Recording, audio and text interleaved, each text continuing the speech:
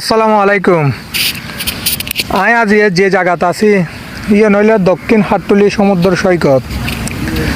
এটা ওনারা সন শত শত ছোটো ছোটো নৌকা ব্যাগ সমুদ্রত ফারাই এনে বন্ধ দিকে কিলাই বন্ধ।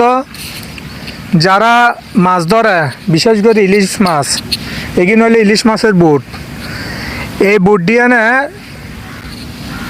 এটার যারা জেলে আছে তারা ব্যাকুন ইলিশ মাছ ধরে। ইলিশ মাছের যখন এখন উবরতন নিষেধাজ্ঞা আছে হন জেলে এতুন ইলিশ মাছ ধরি না পারে।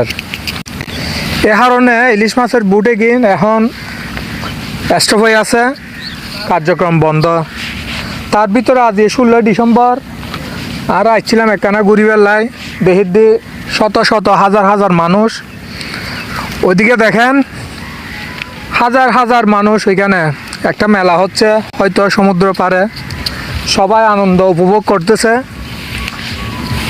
এখন আই হলো সিটিংয়ে মানুষ ইতার লাই অনারে কিছু সিটিংয়েত কিছু সাধু ভাষাত হতা হইলাম, ইয়ান ওনারা কিছু মান্য করছেন।